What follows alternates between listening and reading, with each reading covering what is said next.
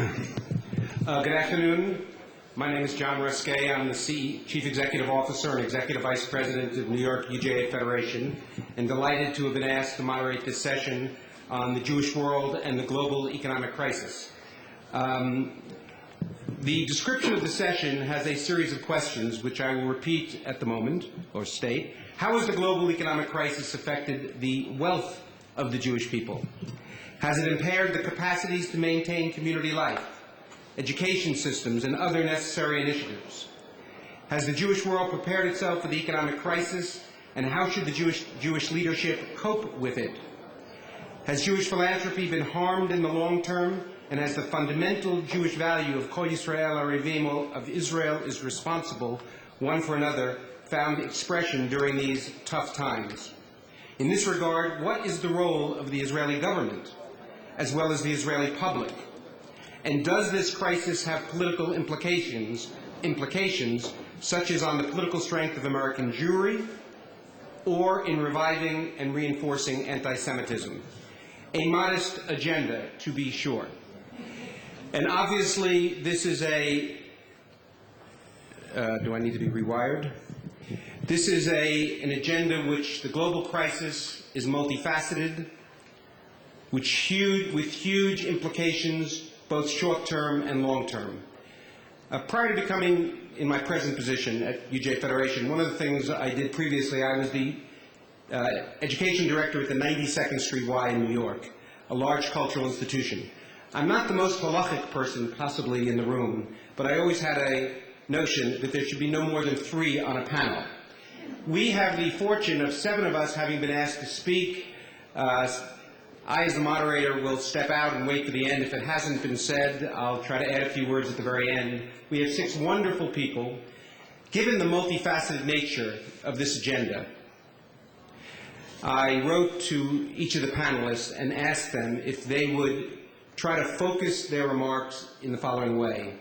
Provide us, in opening comments, what they consider to be the most significant impact of the global crisis, short-term and longer term. Short-term in terms of immediately navigating through for communities, Israel, the Jewish people, and longer term in terms of the long-term implications. As with all Jewish panels, they will now, at a moment like this, do whatever they want, but I hope they will adhere to that and the 7-minute time limit so that at the end we can have some discussion and hear from you as well.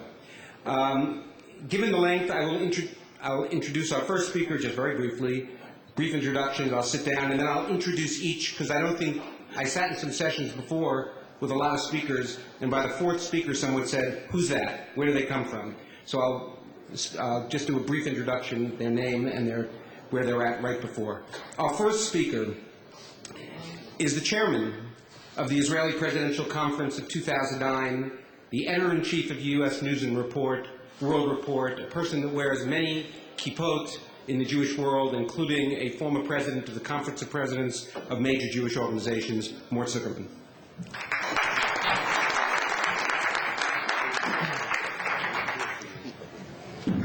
Thank you very much. My reaction to this sort of financial crisis was conditioned by a panel where I participated at YIVO in New York. The title of that panel was Bernie Madoff, a Jewish Predicament. Fortunately, I was the first speaker there because my reaction was basically the following. Why is this a Jewish predicament?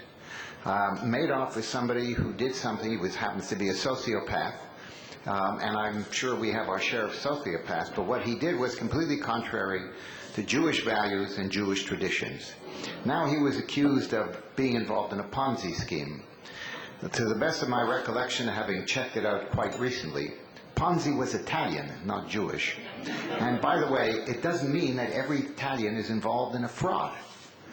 So I think it is just as silly to say that Kenneth Lay, the CEO of Enron, was involved in a Protestant scheme to bilk the energy world. These appellations that involve the word Jewish or Protestant or whatever religious dimension to this thing, to my mind, really do reflect on some level a defensiveness on the part of the Jewish world and a prejudice on the part of the non-Jewish world, because I do think that Madoff did immense damage to the Jewish world because it gave ammunition to those people who are looking for weapons with which to beat up on the Jewish community, particularly in the area of finance. Because I will tell you what a lot of people said.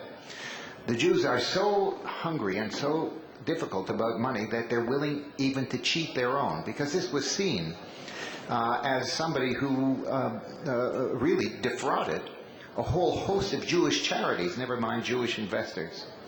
So I think that this is a sad way to describe this or to frame it. I don't think it is a Jewish issue. I think it is an issue. And it tied in, I have to say, to what was going on in American politics at the time, where people were describing Wall Street and were describing, basically the money changers and the money lenders and the greedy money lenders of Wall Street. And I have to tell you, in the parlance of the United States, sometimes some people will take that to mean that Wall Street is dominated by the Jews, and this is a Jewish activity and a Jewish problem. And in fact, I think there was some of that was a part of the popular culture. So I do think that the combination of the global financial crisis and the Madoff scandal in the United States was a giant scandal in media terms and in political terms, was a part of it. And I think there was a sense that this was damaging to the Jewish world, primarily because it gave ammunition to those people who were seeking to damage the Jewish world, including a lot of people who, frankly, are anti-Semitic in that sense and have all the usual stereotypes of the Jewish world, in particularly insofar as it relates to the world of finance. On the financial aspects, the direct financial aspects, there is no doubt but that there has been an effect on the Jewish world, as there has been an effect on all charitable organizations and institutions. And this is not limited to the Jewish world. I mean, if you look at a number of institutions, I happen to be associated with the Sloan Kettering Cancer Institute, with Harvard University, and a number of other similar organizations. They've all been badly hit by what has been an enormous evaporation of wealth. And a lot of people who would normally have made significant contributions, frankly, were holding back. And the endowments of a lot of these charitable organizations were equally affected. Harvard's has gone down by over $11 billion in 1 year. And a significant portion of their annual operating expenses was theoretically to come out of the earnings of their endowment. So I do think that there has been an effect on charitable institutions and on nonprofit organizations, if you want to put that broadly. And I think that's going to continue for quite a while, for the following reason: not only because it happened in the among Jewish institutions, but among all philanthropic institutions. A lot of the major contributors to these organizations really, I think, were shaken by the loss of wealth that they experienced in such a short period of time. The impact was really extraordinary, as I say, not just, for example, in the financial holdings of people, but in many of their asset holdings that really declined in value very precipitously in a remarkably short period of time, something which has not been experienced by the United States really since the 1930s. We're talking a 70-year experience, which meant that everybody who had earned their money, and a lot of people had earned dramatic amounts of money in the last decade and a half in the United States, had never experienced anything close to this, and had never anticipated this. So I think it has done a permanent damage, permanent if you want to describe permanent as the next 3 to 5 to 10 years. I think there will be a serious problem for many philanthropic organizations in their efforts to raise money that would have otherwise been made available to them. So in that sense, I think there is I don't know what is longer term. 5 to 10 years these days, to my mind, is longer term. But I think in the short term, it has had an effect on virtually every charitable or philanthropic or nonprofit organization in the medical field, in the educational field, and in many other fields that I know about. And I think that's very sad. It is particularly, I think, true in the United States, where there is a much broader array of philanthropic organizations, and a lot of people really support it. I'm now going to just take a moment to tell you a story. New York City has 13,000 eleemosynary institutions covering every conceivable medical, educational, community, blocks support. It's just extraordinary. And everybody in these organizations looks for what we call heavy hitters to support them. And this particular organization did a lot of research, and they found some major success business player in New York, and they got an appointment, and they said, look, we've looked through virtually the records of every major and successful and wealthy businessman in the city, and you're the only one who hasn't supported any one of these 13,000 institutions. And frankly, these institutions created the culture in which you were able to do so well. And so we'd like you to contribute to our particular organization. And he said, look, he said, did your research show that my 92-year-old mother has a very serious case of Alzheimer's and needs 24-hour-a-day, very expensive medical care? He said, no. He said, did your research show that my brother was in a car accident in Thailand? He will need 6 operations there before he can travel back to the United States, and his health care insurance does not go beyond the borders of the United States. They said, no. Did your research show that my daughter, who has 3 young children, was abandoned by her husband, and he's left her without a penny to take care of her family and children and everything about their education, et cetera, et cetera? And he said, no. And he said, if I don't give money to them, you think I'm going to give money to you? I tell this story when I try and fundraise, folks. I just want you to know that. So if I may hit on you afterwards for a contribution, you'll understand what the tradition is. Anyways, it is a serious issue because so many institutions in the United States, in fact, are privately supported. I mean, you may have read about Brandeis selling off their art collection. It caused a great furor. But I can tell you that many of the major cultural institutions have reduced their staffs dramatically, have cut back on their programs. It is true in the medical world, which I'm very, very familiar with. You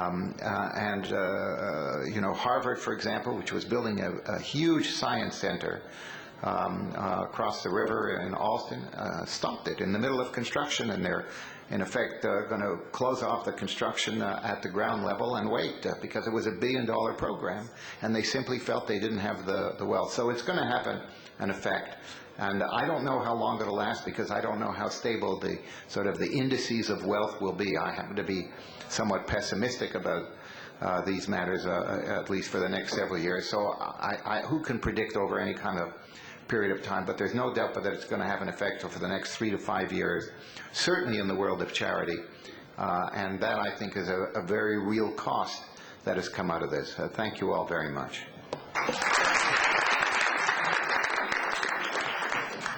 Thank you, Mort. Our second, is it on? Thank you, Mort. Our second speaker will be Daniel Liberon from Mexico, the CEO of KBU, the World Board of Trustees of Aaron Hayesova. Thank you, John, and thank all the panelists to be on this talk discussion. Only a remark to open. Even though I thought this crisis is a very important one, trying to compare it to the 1930 crisis, I feel it's in some way unreal because of its length, because of the conditions and the different players that are around. So in my feeling is that this crisis will be a shorter one and maybe not as dangerous as the other one, even we don't know the end. The second remark I want to do that I'm going to speak only about 400,000 Jews, that is 3% of the Jewish population in the world, that actually live not in the developed world, but in the underdeveloped world, and by that only 8% of the current Jewish population in the world lives there. The other cases are former Soviet Union and maybe South Africa. So that is a specific case. Having said so, I think that the crisis, no question, will strongly impact the continuity of Jewish life and also the connection to Israel. Because if there will be less resources, it closely affects the possibility of education, of continuity, and no question the relation with Israel, since limited resources will mean a bigger discussion where these resources are going to be invested vis-à-vis local needs and Israel interests. Having said so, the case with Latin America, I think it's a little different. And in Latin America, I think that more than global crisis, what happens is that local crises affect the life of the Jewish community more than global crisis. And that is the case for Argentina in the year 1999 and 2000. Only to give you an example, 50% decrease in the children enrollment in Jewish schools, an aliyah of 11,000, that means 5% of the Jewish community left for Israel, and another 5% of the Jewish community left somewhere else. So that means, if we take the case to some other places, imagine the amounts of mobility and migration that local crises create in Latin America. Contrary to that, I would say that, for instance, the crisis in Mexico, the tequila big crisis, was 1994-1995, and then the result was different. We had a lot of migration to the United States, but on the level of the community, the responsibility taken by the community increased the number of students and the enrollment in Mexico City Jewish schools, and that is to show how a community can react to a specific crisis. These two crises had nothing to do with world global crisis, and that is why I feel, and I can point out, that local crises in Latin America are much worse than a global crisis, maybe with the exception of today in Mexico, that instead of Madoff we have Stanford, but that is a specific case of an investment company that took over a lot of the money of the Jewish community. Having said so, the problem of the crisis regarding Latin America is twofold. One, there is a very strong demographic erosion, that is the destruction of the critical mass in the Jewish communities. And these are the cases for a lot of communities: Bolivia, Paraguay, Peru, Colombia. Today, there is no critical mass in those communities to keep Jewish life going on. The second, yes, is the situation that we face because we don't even have the endowment and the foundation's money to keep this crisis alive. So it's an immediate situation. Either we bring in the money, we don't have, even with a decrease of 30% or 40% of the value of an endowment or foundation, we don't have that because it's zero. Communities live on a daily basis.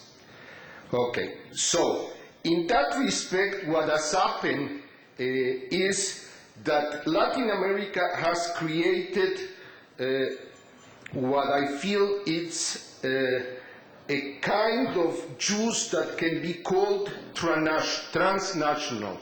Judith Lieberand has written a lot on that.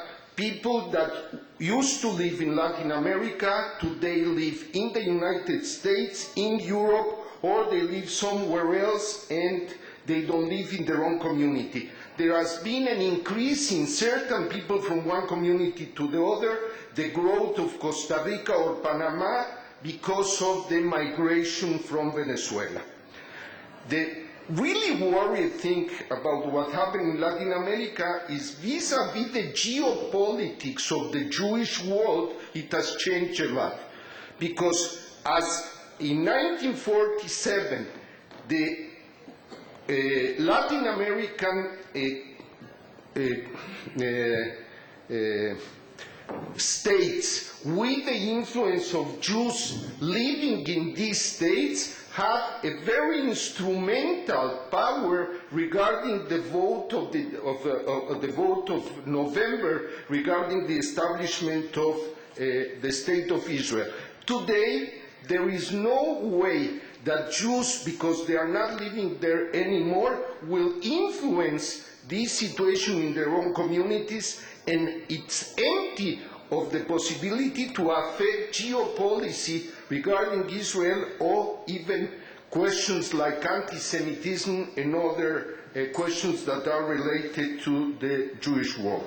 My forecast, to finish, is that the Jewish trend continues, and the strategy will be only polarized into two sections of the Jewish world, let's say Israel, the United States, and the developed world.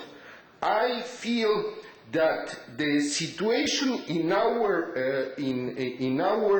continent, and maybe South Africa and maybe FSU, this varied wide type of rich life that was developed in Latin America, it will come to an end and it will be over. And it will be called a very small period, a rich period of Jewish life in this continent through a very short history.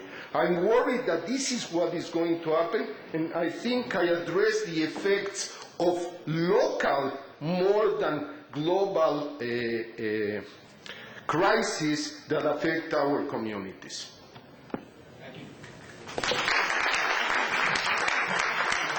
Well done. Thank you, Daniel. Our third speaker will be Maurice Levy, the chairman and CEO of the management board of Publicis Group in Paris. Thank you, John. This reminds me a story some years ago, something like 20 years ago. I made a reservation in a restaurant in Israel, in Jerusalem, and I called for a reservation for a table. I say, Maurice Levy. I say, how do you spell your name? I say, L-E-V-Y. Can you say it? I said, Lamed Vav Yud. I don't understand. This is a Jewish name? So I see that they have still problems for the pronunciation of my name. I'm coming from France and I'm coming from Europe, a region where there is always some flavor of anti-Semitism, even though if we cannot say that the countries or the states are anti-Semitic. Obviously not, and obviously they are punishing this. If you look at the crisis and the Jews, the first thing that we have to say is that the crisis is blind, and that as a blind crisis, everyone is affected. And some are more affected than some others, and there are people who have lost their house, their jobs, etc., due to the crisis. So we should not complain as Jews, because for once we have been affected as the other ones, period. If we look back and we take a little bit of time to think about it, obviously there are some elements which are making this crisis a little bit more difficult for the Jews than for others. And Maud has been very clear on the reason. First, people think that, everything which is linked to brokers, traders, bankers, financial world, Wall Street, has something to do with the Jewry. Second, there is this unfortunate Madoff thing, which has created a terrible image, because not only has robbed, cheated the Jews, but also the non-Jews. He has been quite fair on that.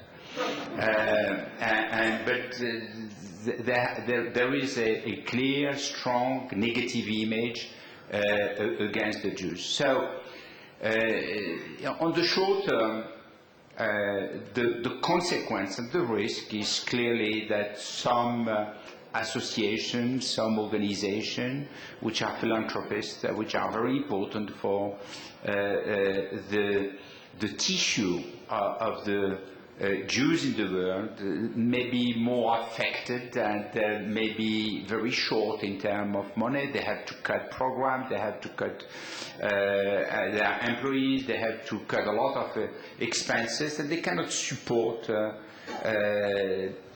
the education of the kids, to help a lot of people who are in need of health care, or to give some help to the state of Israel. And that is a damage which is immediate. But this damage, hopefully, will be overcome. And the real problem for me is the longer term. In the longer term, where we will see a lot of people writing about this moment, when we will see a lot of journalists, of historians, or so-called historians, we will explain that, as they have been able to do, and there are still people who believe that 9/11 has been fabricated. So what do you think that people can write about this crisis, where you have so many Jews who are involved, and say, okay, there is a plot to destroy the financial planet, and that the Jews will try to take over the world through other means. And this is something which, I'm exaggerating maybe, but the real issue for me is how people who are in their genes anti-Semitic, for reasons they don't understand, they cannot explain, that they are part of this world which is refusing that the Jews have the full position, how these people will receive the news and how they will be reacting. And for me, the most important issue for the future is the fact that this will fuel anti-Semitism. And unfortunately, till now, we have not been able to fight anti-Semitism correctly. If we had been able to do that, it should not exist anymore. And I believe that there is a real danger, which is much more important than the money that we have lost, than the stock that has been depreciated, than the charities, we will not have the money to support some social welfare. And the real issue is that we, the Jews, are responsible, or we have a bigger share of responsibility in this crisis than other people. And as such, we are fueling the anti-Semitism. I know it is a pessimistic approach. I am somebody very optimistic by nature, also by education, and also the job that I'm doing. I'm an advertising guy, so I'm trying to make people's lives easier, optimistic, with more smile and a little bit more colored life. And nevertheless, when I think about the future and I think about this aspect, I think that we have a real danger, and the only way to fight against this danger is to start now.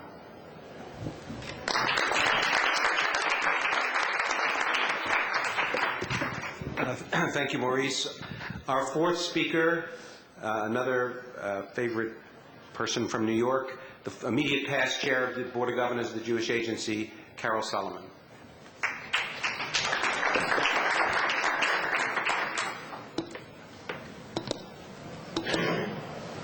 Okay, thank you. I'm going to start really with a caveat, and that is that as a donor and a board member of UJA Federation of New York, everything that I'm about to say, I exempt UJA Federation of New York from any criticism, either direct or implied. They are a perfect organization. I have a somewhat contrarian view, I suppose, of the economic crisis as it impacts the Jewish community. I believe that the current economic problems really have acted as an accelerator of trends that really have already existed. And what are some of these trends? I think that foundations and individual communities, remember I've exempted New York Federation, and that's serious and true, have moved from support of the collective by becoming grantors. And their move is in general a rejection really of a strong, disciplined central organization. Danny spoke about the Latin countries not having endowment. We have very healthy endowment in the North American communities, and endowment that is growing. However, these endowments are primarily designated giving, 44% of which go to organizations outside of the framework of the Jewish community. That doesn't mean that's a bad thing. What that does mean is that there is not the same secure future via endowments that the organized Jewish community needs going forward. And while transparency and impact and needs assessment should always be criteria for giving, there's a growth around special interest giving, the desire to find the next magic bullet type of NGO, which I believe has led to a very serious loss of strategic philanthropy. And to me, another trend that really predated the economic crisis, but again will be exacerbated by it, is a turning away from Israel and from overseas obligations. There's a prevailing wisdom that Israel's GNP is such that Israel doesn't need, quote, doesn't need us anymore, based on, I think, a total misunderstanding of exactly what Israel's economy replicates, which is much more of a Latin American economy. And it also negates how important that people-to-people connection really is when it comes to the act of not just giving, but connecting to a value system and to a social purpose that's larger than yourself. I'm not an economist, but not every change that's happened as a result of this financial breakdown is going to be reversed. The world economy, so they tell us, is getting back to normal. The phrase, however, the current trendy phrase, is now the new normal. In other words, what is it that normal is going to be? And again, prevailing wisdom being that the normal that we have experienced is not going to be the new normal going forward. Particularly if we factor in what I call LBM, that's life before Madoff, versus LAM, life after Madoff. And what is it that we're seeing? I think Mort referred to it before. It's definitely a contraction of spending habits. There is a very serious erosion of personal health, wealth, maybe health as well, God forbid, but wealth. And for those of us that were taught, certainly over the last few years, that this tremendous wealth transfer, estimated at something like $17 trillion, that was going to go from one generation to another, that is a number that is very seriously in question. And there can be no doubt that that is going to affect, and has affected already, diaspora communities, their infrastructure, their ability to meet the needs that's presented in their community, and it most assuredly will negatively impact this very grand and strategic partnership that we've always had with the State of Israel. There is most definitely an inward turning, and that turning inward, looking only domestically, has only grown. In life before Madoff, and here I disagree somewhat with Board Zuckerman, most of the people that were affected as individuals and as foundations as a result of their relationship with Madoff were really the older, affluent generation, who were very, very committed. They were our traditional donors, our most major givers, the ones that were very committed to the notion of the collective, very committed to the state of Israel. The Sun Belt communities in the United States have been particularly hard hit because these communities were the beneficiaries of the largesse of these particular donors. And they have not over the years built the same kind of philanthropic infrastructure from their next generation of donors. And life after Madoff, back to the major donors. I think a lesson has been that we can no longer just rely on a small group of major donors. Foundations have been closed. There are belt-tightening mergers. And to me, the most existential question in the short term, but it's going to have very, very long-term consequences, is will the next generation pick up the gauntlet, or will they just continue primarily in this new direction of only looking through special interests? If we're going to have in the longer term the kind of resources, human and financial, that we need to make our Jewish community strong around the world and to maintain this deep and needed partnership with the state of Israel, their connection and that role of the next generation is absolutely crucial.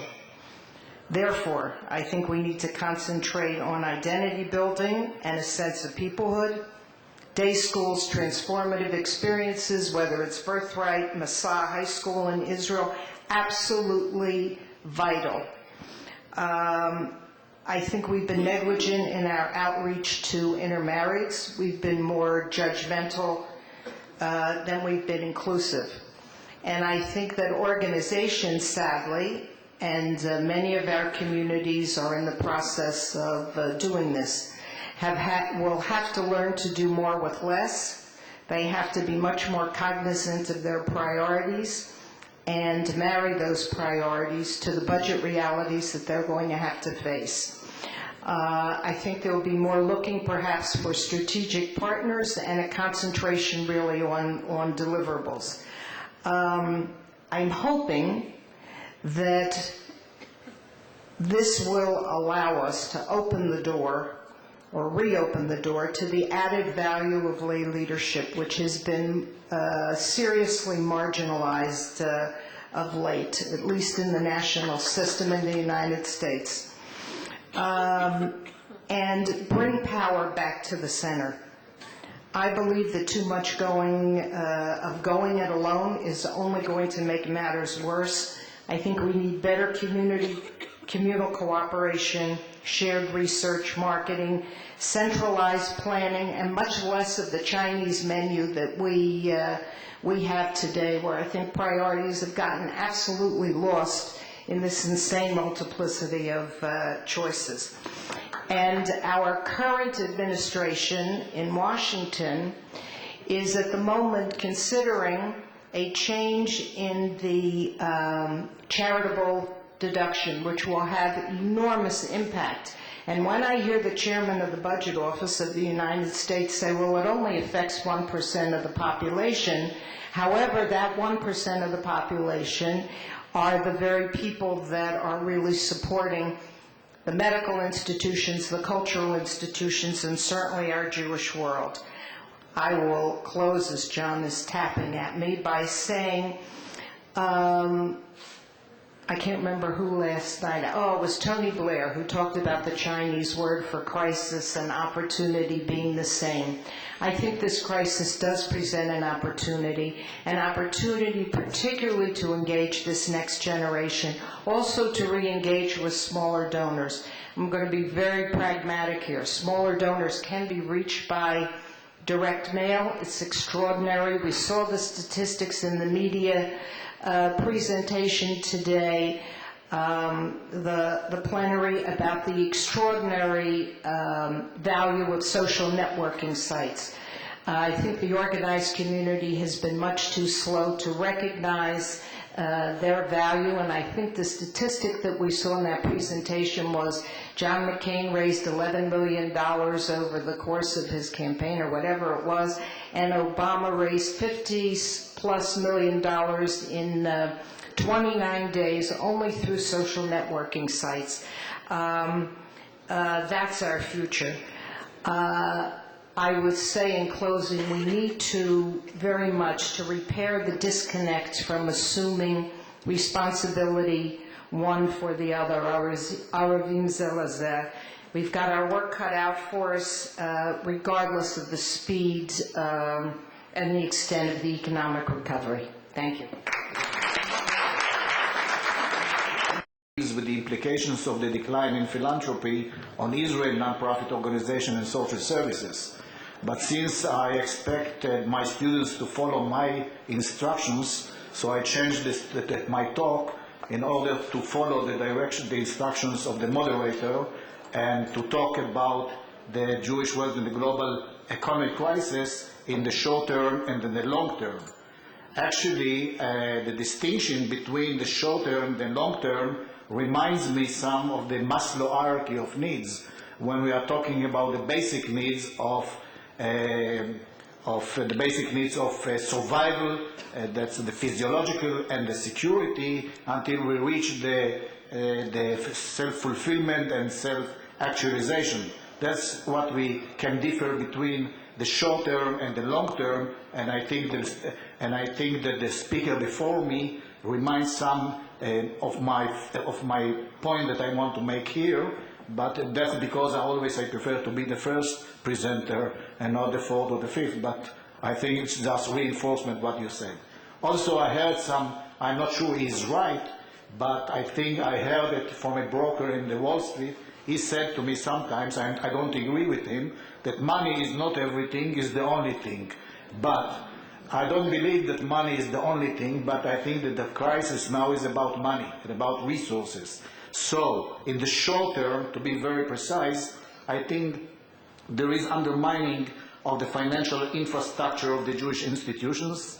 Less money means the need to check ourselves and our activities and programs, making the right priorities, avoiding redundancies, looking for more collaboration and alliances, consolidating and merging organization structures, cutting organization fat, avoiding the redundancies, and improving the use and utilization of the human resources. In time of crisis, although as a paper that was also submitted to the Jewish e-philanthropy, some react to our paper, says that we see some light in the end of the tunnel, but I'm not sure about it.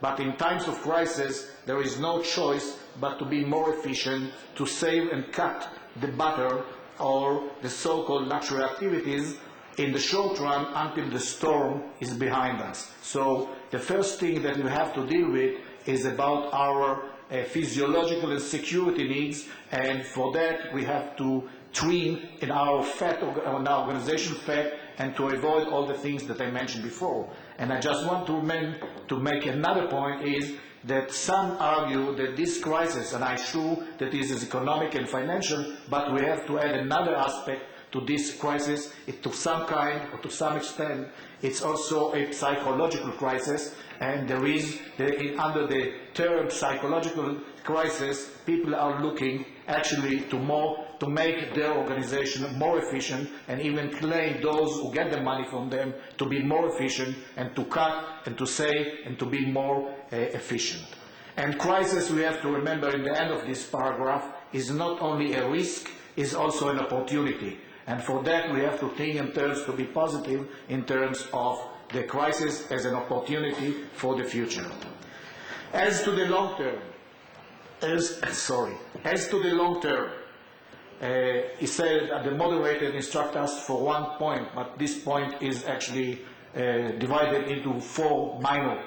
So bear with me. And the first one, that what I am thinking about, is building and strengthening the next generation of philanthropists by investing more resources in Jewish identity, against the background of growth of contributions and donations to what quote-unquote universal causes on behalf or instead for Jewish goals, more work has to be done with the young generation.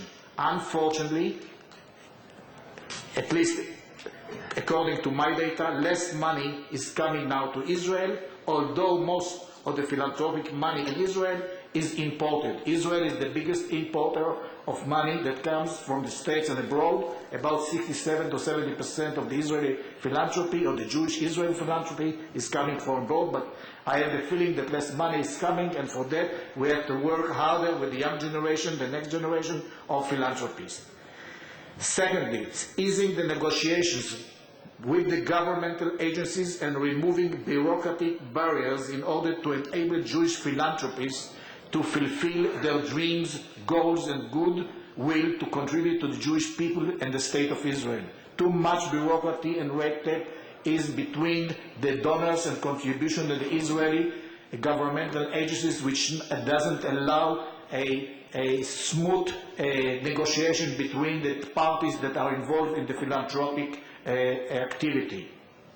Thirdly, in my view, it should be a matching between Jewish and the Israeli society needs and the aspirations, motivations, and objectives of the philanthropists.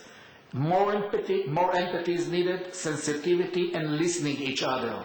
However, that in itself is not enough. Empathy is nice, listening is enough, but it's not enough to create something new or to make the change or make the difference and to follow what our fathers began. Because of that, I think we need, and I think Carol mentioned it before me, we need some kind of strategic view and perspective. Building partnership is not an easy task, and patience and tolerance are needed in the long run, because we have no choice if we believe in the Jewish existence in Netzach Israel. Strategic partnership means the recognition of the mutual relation and reciprocity between those who live in this country and those who are living abroad, as we say, Israel Arevim Ze Leze. Thank you.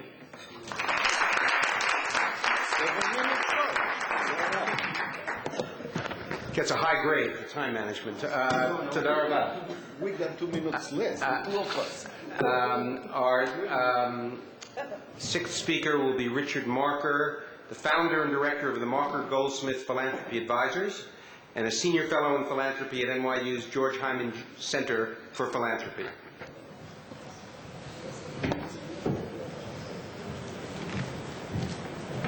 I have a question. How many people are here from the United States? The lights are bright. How many from Israel? How many from other countries? Okay. How many of you are involved in either a federation, Keren HaYesod, or the equivalent? How many of you are under 40? Stand up.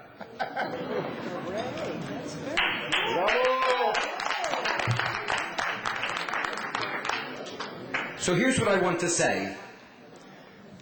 For those of you that are under 40, we are guests in your century. I'm going to say it again. No. Yes, we are. We are guests in your century, and if you listen to the presentations of those of us who are over a certain age, and I dare say that I am as well, we are talking about institutions and the response to how those institutions may or may not be reactive to how they used to be. But the 21st century isn't going to be comprised of the same compact of institutions that defined the second half of the 20th century, but a different configuration of the way in which the Jewish communal populace is put together. And if the question that we ask about the response to the economic crisis is how we sustain those institutions, I think we're going to end up asking the wrong questions. It's my view, and there's lots of things that were said by my colleagues that were on my pieces of paper that I crossed off because they already said them, but it's my view that we do not see less, and I'm going to tie this to the economic crisis in a minute, I don't think that we see less altruism, involvement, commitment or engagement in Jewish life by those who are under 40, but we see it in a profoundly different way. It isn't committed to the same consensus-driven organizations, as was suggested, but I think it understates it. It's very much determined by looking for immediacy and measurable results, and a sense that one's activity, involvement, and resources, human and financial, can make a difference and not just build an institution. The reason I tie this particular observation together with the financial crisis is, ironically, I think that the financial crisis has sped this process along. Because after all, as we listen to the reports of the expectations and the impact of the financial crisis on the established institutions, what it does is point out the vulnerability of those institutions to large sums of money to sustain the infrastructures, worthy as they may be. But newer organizations, social entrepreneurial organizations, venture philanthropy organizations, those projects that are being incubated have a lower cost of entry. There's a lower barrier to entry, and while there may be a greater risk of failure, there's also the likelihood that some very interesting alternative modes of Jewish expression and Jewish institutional life will emerge during this period of time. Had the economy continued as it was going to be, there was going to be a great expectation of the startup organizations to sit at the feet of the established organizations and ask for a few shkalim. But as those organizations have to tighten their belt, with a few very real exceptions, most of those organizations don't have a lot of risk capital left to give. So those organizations begin to fend for themselves, and often in more creative ways and alternative views of the community. And therefore, I would say that while we, and Carol said this, but I want to put it in more affirmative terms. While we can begin to see that there are some changes that began before the financial crisis, what we are seeing exacerbated by the financial crisis is the gradual transformation of the Jewish community as we knew it in the second half of the 20th century into a new configuration of how people express themselves in communities, virtual and otherwise, how they relate to their peers and other and affinity groups throughout the world in their own communities in transient and constantly fluid and flexible ways, but in ways that define identity in ways that are not characteristic of the identity formation institutions of the 20th century. So while many of the points that I wanted to make were anticipated by my colleagues, I wanted to take these few moments and put a very different kind of spin on the impact of the financial crisis and suggest that I think it's an opportunity that all of us can step back and take a look at as we begin a journey into what this century is about. And I want to go back to where I started. I really do believe that we're guests in this century, and we have a choice. Either we become good guests, or we become irrelevant. Thank you.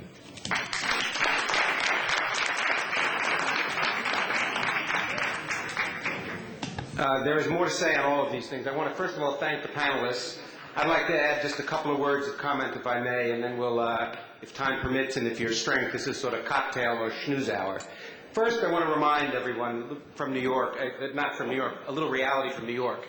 Before we went into this crisis, it's interesting that from the period of 1991 to 2002, the number of Jewish people living in New York, at or within 50, Jews living in New York, living at or within 50% of federal poverty, grew from 11% to 19%.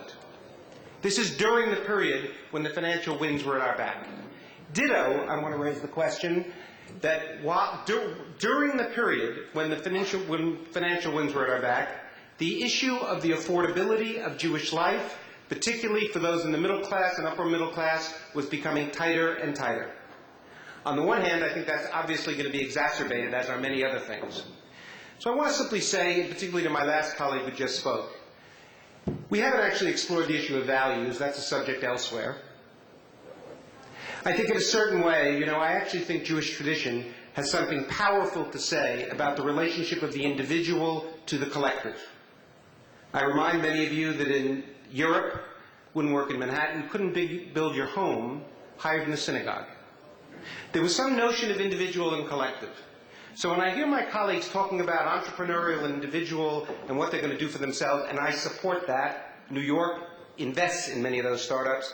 I was a person involved in the Chavurah movement. I want to remind everyone that during the period when we had supposedly all the money, we had waiting lists at Birthright, we had waiting lists in Massa, we were turning away young Jews who wanted to join us in the former Soviet Union and who wanted to come to Jewish summer camps.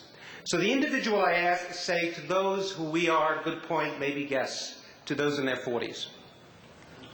Part of this crisis has been a crisis of values in that it has been a generation, it's about me and more. And as someone described, this has been an insatiable desire for more and me, including in philanthropy. I am only going to support my, as they should, synagogue, community center, Hillel, alma mater, those things that touch me. But I will ask those that are young and not so young, what is our responsibility to make certain that every young Jew in the former Soviet Union who says, I want to connect with us and reaches out and come to a Jewish summer camp? How do we respond to them? What does it mean for those that are not living in many of the most affluent places where some of us live, when there are hungry Jews and elderly Jews? How do we balance pursuing our own and creating institutions that work for us in the community or new ones, and I applaud them, and I hope we will invest, with a sense of who we are as a people, which somehow means something powerful about the notion of arevut, responsibility. If we can figure that out, by the way, I actually think we will both strengthen the likelihood of strong Jewish communities, and strengthen the likelihood, again, that we will have something powerful to contribute to a Western world and a Western society, which is always also trying to figure out the relationship of individual and collective. We have something profound to teach about this, and I want to just put it on the agenda at the same time. Because I think the issues that so many of you talked about, this question of identity, I think I saw Natan Sharansky walk in earlier. I don't know if he's still here. One of the reasons I'm so delighted he's become the head of the Jewish Agency is, in my view, he understands that the issue of identity is the driver for the future. No one's going to caring about chesed in the former Soviet Union or in Brooklyn for the elderly if you're not identified as Jew. No one's going to actually care about Aliyah and the state if you're not identified as a Jew. No one's going to care about making certain that we end what I think should be treif, waiting lists in Massa, Birthright, and summer camps, and dealing with the affordability of day schools if there's not core identity. Can we as a people and a community transform from only being able to raise money on, quote, Israel at risk and crisis, to opportunity and identity? Those that are 40 in the room, a historic challenge. Even when the financial wind was at our back, we did not max that opportunity, could not max that opportunity. Let's acknowledge it. And I think what's great about Sharansky coming in, a hero of the Jewish people, is I think he understands the paradigm change that is needed, but not yet clear if we can make that. So there's much more I could say, but I want to, and I think some other panelists probably want to make a comment. I have a question I'd love to get to later if we have time on anti-Semitism, which was touched. But let me first ask any of the panelists that want to respond to any other here, and then I'll open this up. We will have a few minutes for questions from the floor as well. So, any panelists, would you like to comment or add? I should go. The panelists are saying we should go to the people. Bakasha, please identify yourself. I don't know if we have microphones, but if not, I'd welcome your speak loud, or you can. Yeah, let's see what we can do. Do we have a microphone? Yes, we do. Right here.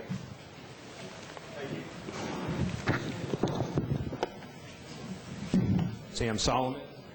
In New York and in Rosh Pina, and John's good to see you running this panel, and very involved in philanthropy in the north of Israel, which was not a very attractive project. I spent almost 9 years trying to raise money in the north, and we needed a war, actually, to get people to even think about that there was such a thing as the north of Israel. Anyway, I thought what Carol said, you have my last name, by the way, Solomon, what Carol said and Richard said is very important, and I would like the panel to address it one other way, because then tied in a little bit of what you said about values. This issue about whether we have relevancy anymore is so critical, because when we had, quote-unquote, the wind to our backs, when you look at statistics that were published in the States, 92% of all gifting by Jews were to non-Jewish causes above $10 million.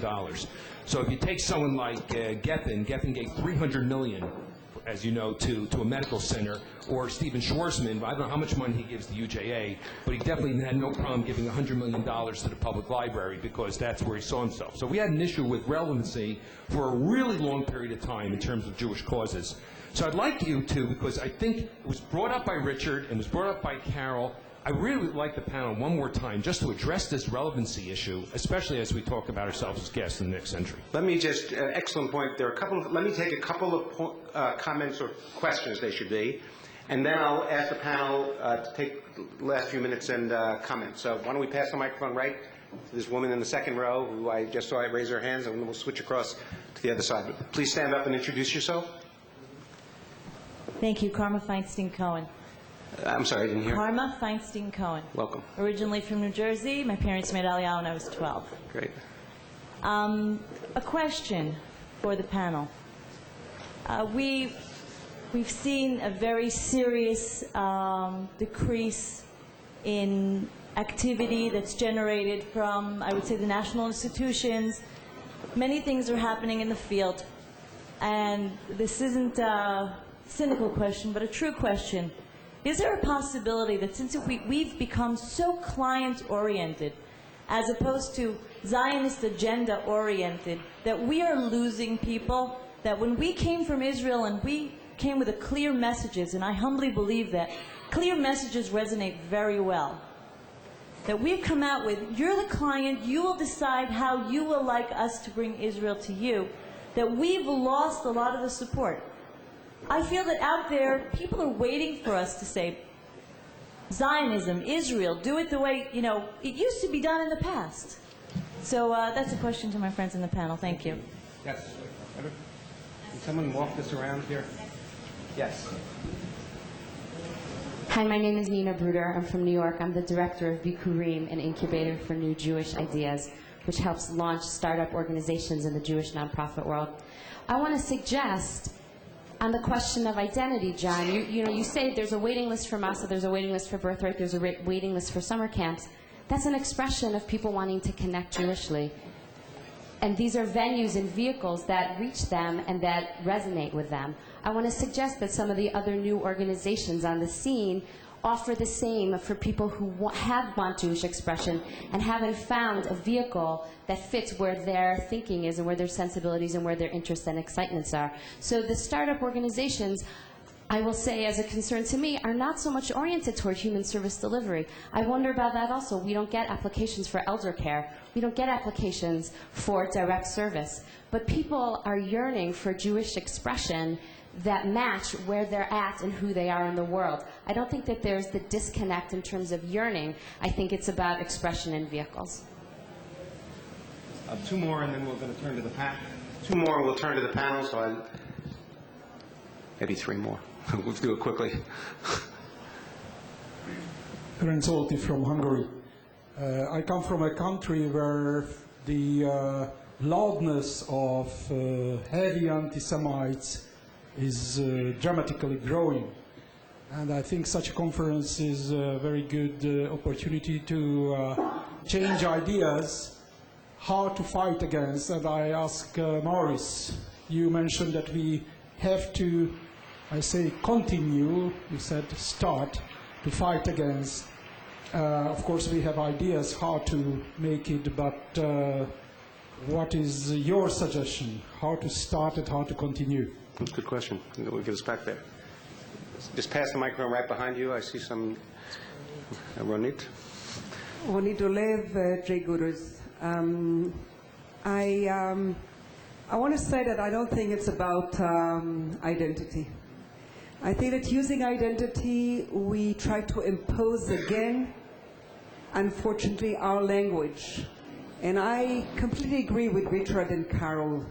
I think that the big challenge ahead of us is how we make sense and how we connect and maintain an ethnocentric identity within a global-centric world.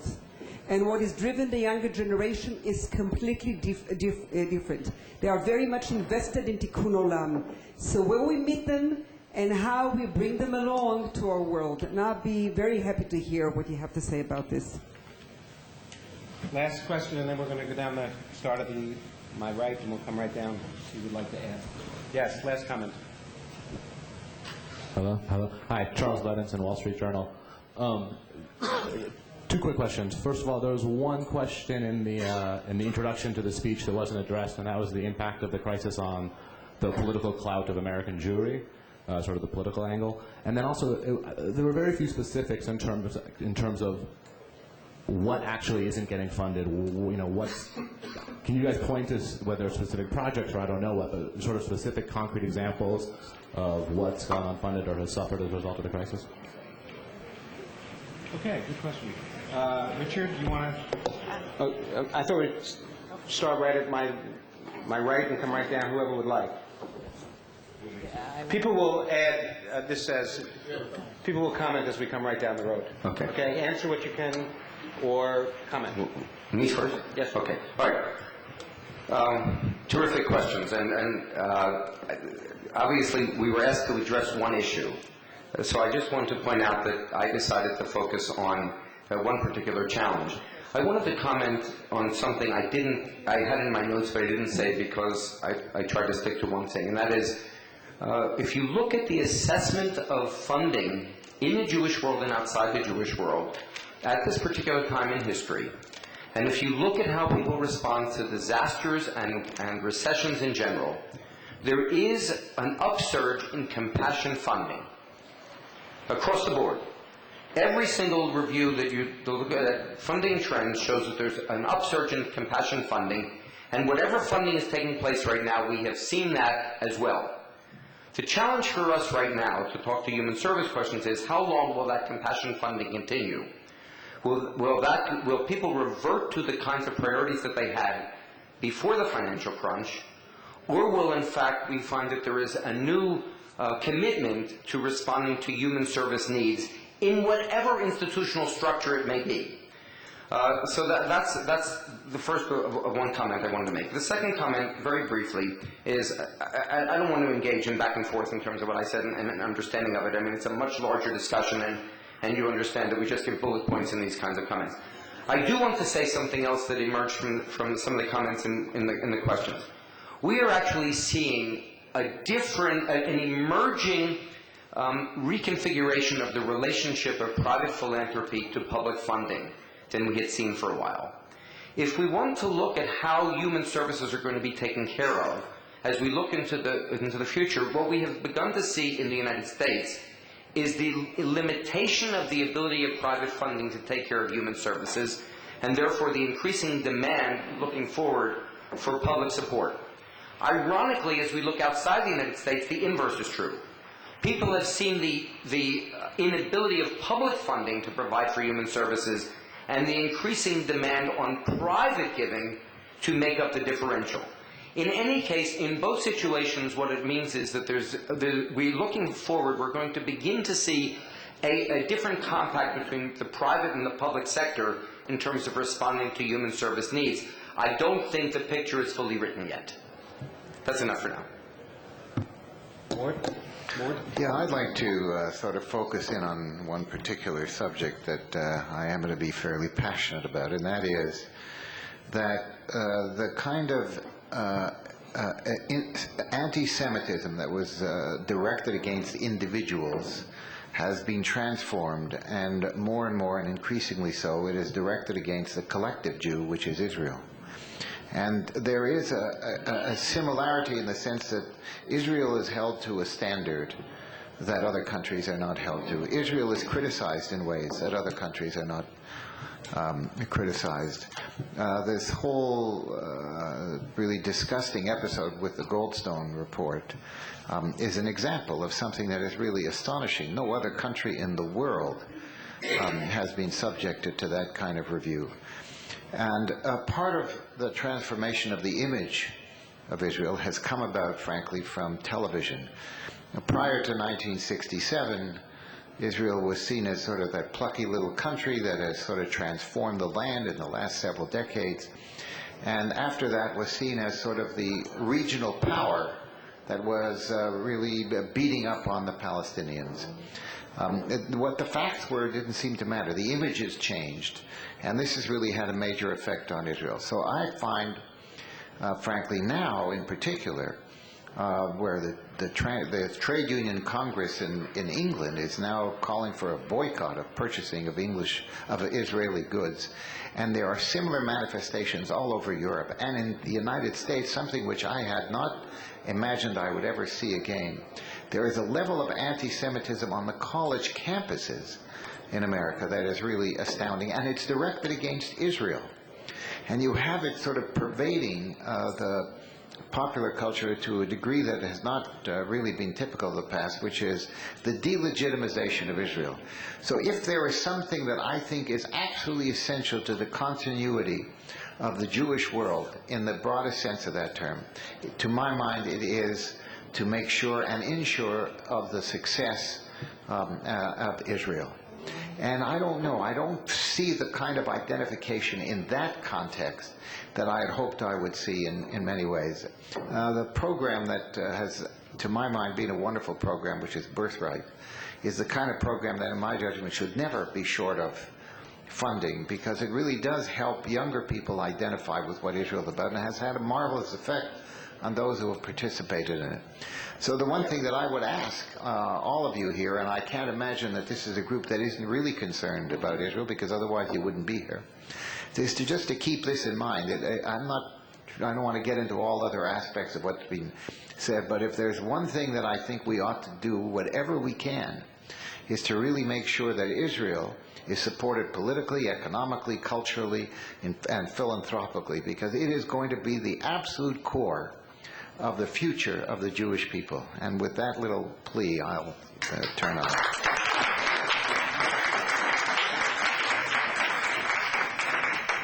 Maurice, thank you, Mort.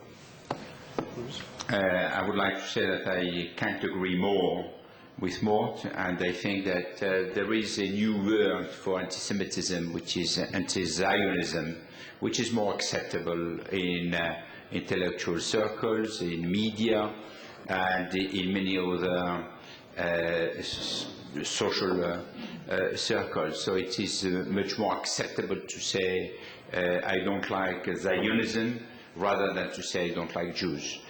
I'd like to come back on two topics. The first one is regarding identity, values, and relevance. And I think they are all linked together. And if we look at the recent evolution, as the fear is not there, and as Israel is not in crucial danger, people do not feel that they have to support Israel as they were doing. And as at the same time, the life has taken by its own right a new speed on how to be an achiever, etc.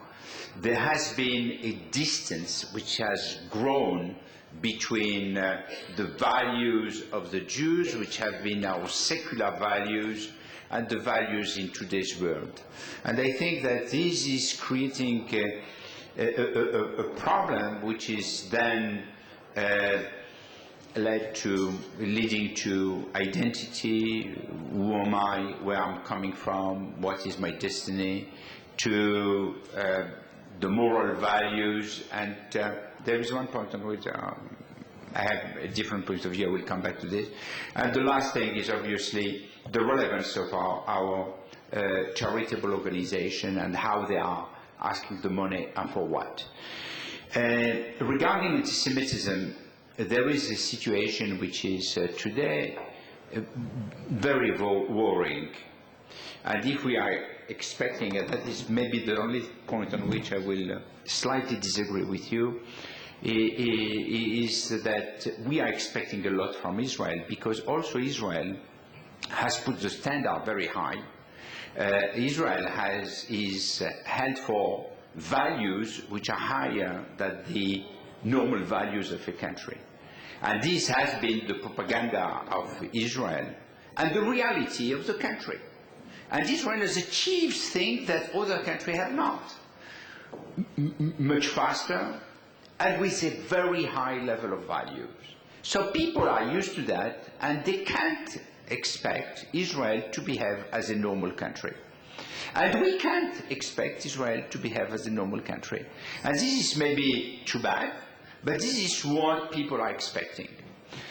Regarding the fight against anti-Semitism, I'm fighting against anti-Semitism in my country since I'm able to understand, since I have been treated as sale juif in a lycée. And so since I discovered that I had something different, simply because I'm a Jew.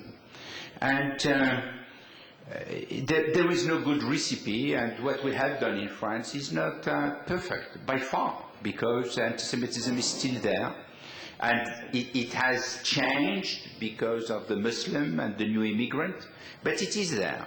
So what are the recipes? Or at least what are the things that we should be doing? There are a few things that we should be doing. One is to make anti-Semitism irrelevant, unacceptable, socially unacceptable, morally unacceptable, legally unacceptable. So you have to fight. In France we have laws, and if people are being anti-Semitic, we can take them to the court and they can be condemned. And there is a lot of people who are regularly condemned because of what they have said. Maurice, just excuse me, we have about 5 minutes left and 3 other people want to say a word, so I'm going to ask you to be... So we will speak about anti-Semitism another time. Thank you. Thank you, I'm sorry. I apologize. We'll have to be quick, because in 5 minutes, I think 5 or 6 minutes, I think this session needs to be brought to a close. Since I was very efficient in the first session, so I'll take my time.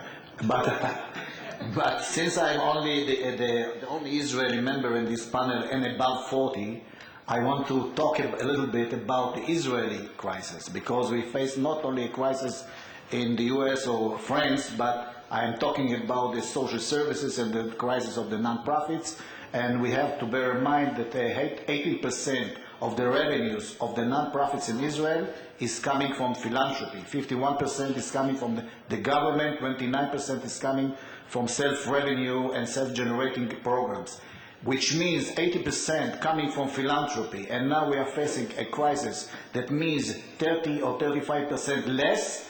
It's a problem for the Israeli non-profits, and we cannot expect the government to provide all the services, because even if we are lucky these days with the leadership of the Ministry of Welfare, and even they even implemented some very advanced program as the Nation Program for Children at Risk, which I have the honor to be the head of this committee, and actually it implemented these days. It's not enough money that is coming for all the causes, and for that we need more money to come, or at least not to cut with, even if we are facing the crisis. Last point, because we are short in time. I am against high dependence on government money. We expect from the third sector, from the non-profits, from the civil society to be not the long arm of the government and to become bureaucratic agencies. For that, we need the support of the philanthropies, because we have found in our studies that there is a link or linkage between philanthropies and social change organization, and that can move us ahead in terms of generating new ideas, new projects for the benefits of our clients. Thank you. Thank you. Yeah, I'll try to be short, even they took away 2 minutes from me and from Mort at the beginning. We only had 5. Okay. Having said so, I think there is a wrong strategy and this panel will show again the wrong strategy. The concentration of dialogue came only from the United States to Israel and back, and only from Jews living in the very rich countries.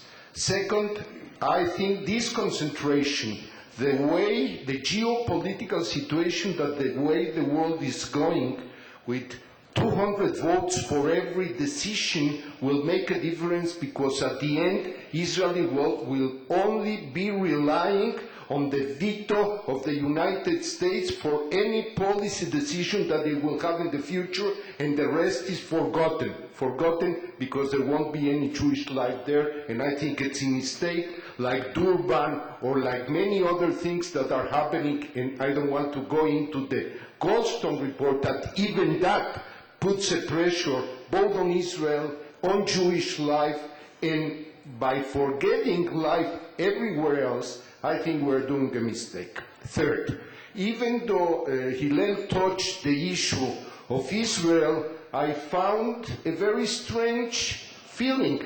Israel today is the second Jewish economy in the world, and then Israel asking for support because they cannot support, while I would be expecting that, having become the second Jewish economy in the world after the United States, they should be thinking not only how to receive money, but how to help Jewish life where is needed and where is necessary. So I think it's a mistake to think that way.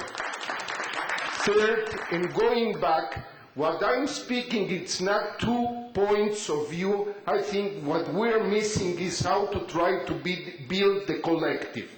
And if only 2 people and only 2 countries and only 2 views of Jewish life, the other end of the alphabet, and somehow the middle doesn't exist.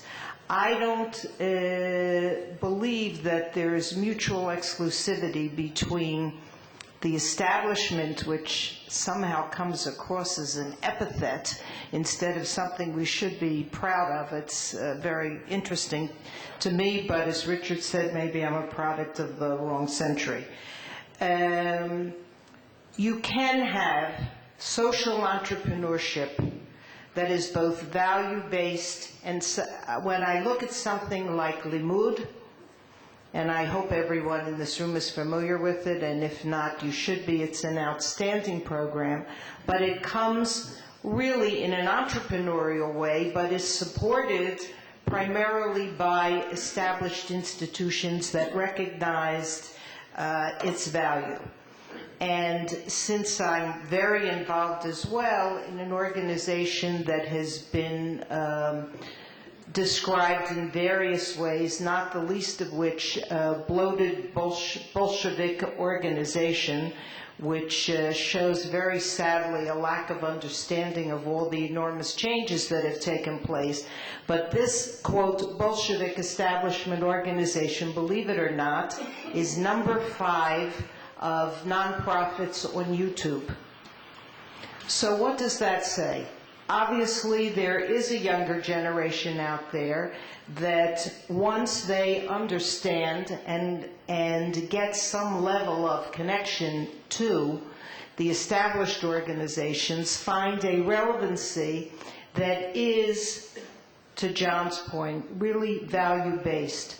I was always taught, old-fashioned person that I am, that the very special attribute of Jewish philanthropy versus any other kind of philanthropy is the fact that the strong carries the weak. That there can be organizations in this, as John always says, philanthropic mutual fund that is the collective. That there can be organizations that under normal conditions I would not support. I might not even understand their relevancy, but I feel a responsibility across the spectrum, because while it may not be my special interest, it is of relevancy and importance to someone else who's part of the Jewish people. I don't feel at all apologetic about the fact that I am indeed old-fashioned, and I don't believe that there is anyone in the next generation, when they truly understand and are exposed to what it is that we do and can do together, and do it through new vehicles, and be somewhat entrepreneurial, but still really bring to action the very values that make us who we are, which is part of the Jewish people.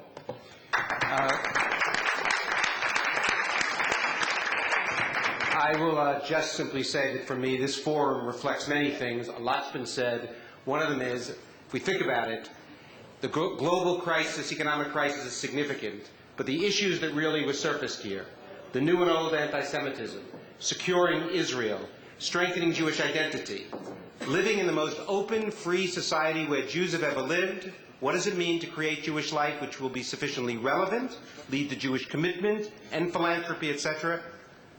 This remains the historic challenge that faces us. It was so before the crisis. It will be here. We're blessed to have that opportunity. We're blessed to have that. With some less money, we're going to have to make hard choices about what's most important. But it's a privilege, I know, for us in New York to be able to respond to new people that have lost jobs and care about both Jews in Israel and throughout the world. So I want to thank this wonderful panel and each of you. There's more to say. Thank you so much.